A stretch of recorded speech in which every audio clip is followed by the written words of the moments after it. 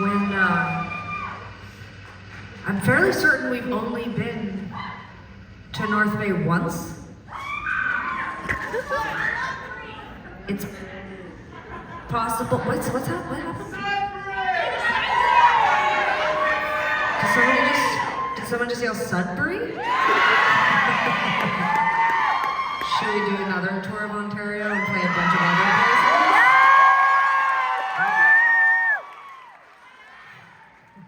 Well, I'll say this.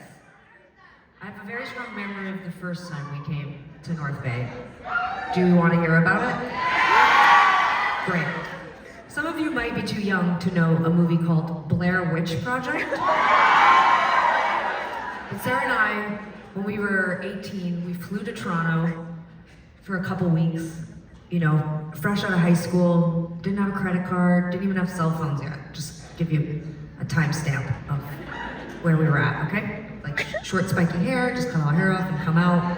You've got the picture now. So we fly to Toronto, and you know, we would do this. We would go for like a week or two. We'd play a bunch of industry shows. We would play little coffee shop kind of, or late night shows. You know, just basically trying to get a foothold into, you know, music business. And on one of these trips, we flew into Toronto, played a couple shows, and then our agent, he drove us up here to North Bay to play a show.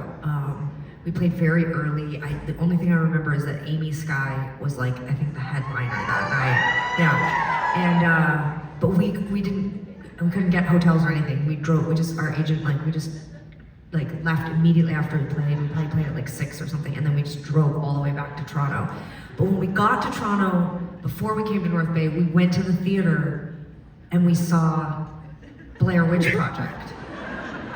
So when we left North Bay to drive back to Toronto, I wasn't prepared for how in the woods we were about to be. And I have this very strong memory of a couple hours into the drive being like, okay, we gotta pull over, I gotta go to the bathroom. But I had been holding it for hours, you know, because there was just nothing, nowhere to stop, it felt like. And I was so scared when we stopped that I made my agent and Sarah open all the doors in the van and put keep the headlights on the road, and I peed on the road in front of the van, in the glare of the spotlights, because I was so afraid the Blair Witch would get me. And that's what I think of when I think of this place.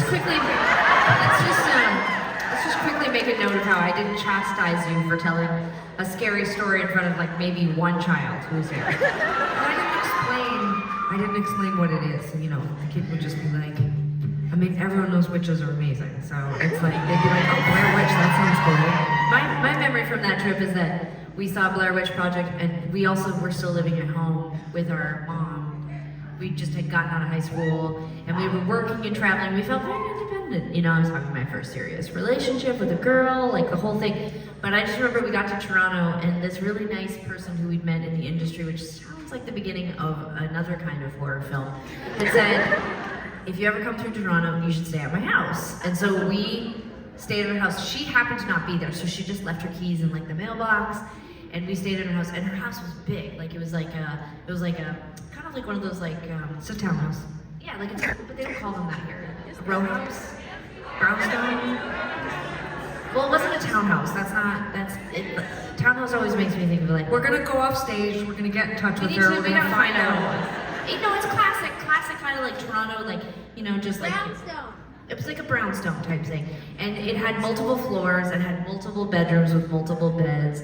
And when Tegan and I got there, we got the key from the mailbox and we went into her house, and we were so scared, we were so terrified from seeing Blair Witch Project that we slept together in a bed in one of the bedrooms, and we barricaded the door from the inside. And we acted really normal about it.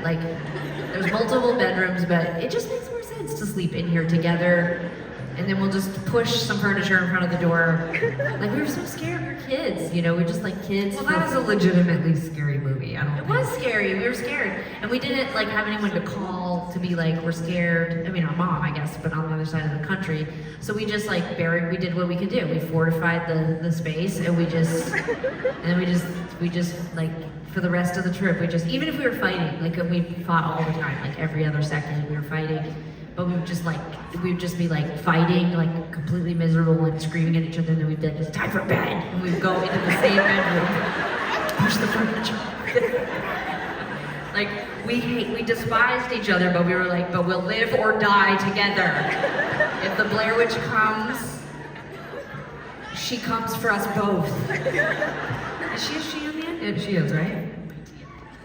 I won't ever know, because I won't even like read the Wikipedia about it. It's too scary. I might accidentally unlock a memory that I've blocked out, so. Anyway, this is a love song. It's kind of like our generation's Slender Man. Yeah, it's very Slender Man. These kids, whoever, I haven't seen a child. Tegan just said it, now it's in my mind. The whole audience is just children, but sweet dreams. I hope all the parents have a restful weekend with your fragilely and traumatized children of this generation. Hey, I have one too, you know? The cat came back the very next day. I was like, turn that off. It's too upsetting for me.